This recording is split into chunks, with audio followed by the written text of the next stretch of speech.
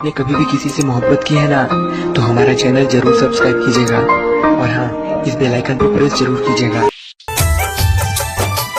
प्रेम के प्रेम दिलवा में हमरा तुम्हें लगवलू, इश्क मोहब्बत का होला हमरा के तुम्हें सिखवलू। प्रेम के प्रेम दिलवा में हमरा तुम्हें लगवलू, इश्क मोहब्बत का होला हमरा के तुम्हें सिखवलू। जिंदगी अपन तोहरे नाम कैनी,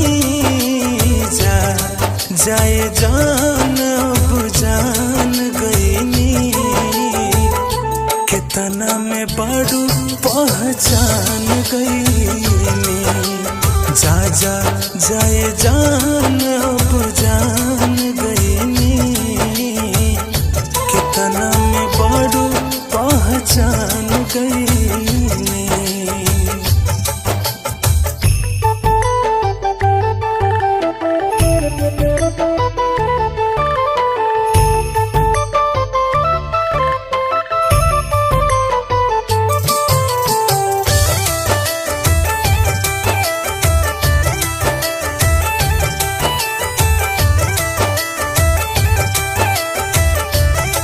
का कहीं तोहरा बिन कैसे हम जियत बनी हो, गम के आंसुए जान बस पियत बनी हो।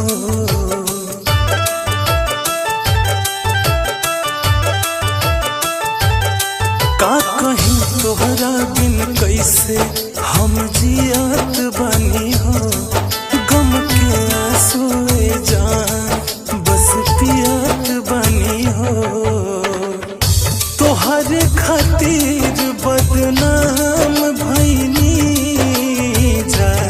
जाए जान अब जान गईनी। कितना में बारू पहचान गईनी, जाए जान अब जान गईनी।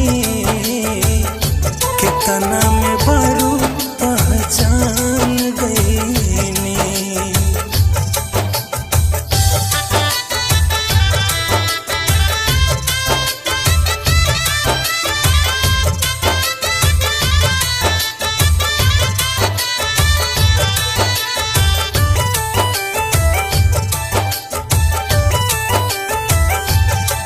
जा खुश रहे जान केहू और के बहिया में, कब लौट के आईब ना अब प्यार के रहिया में।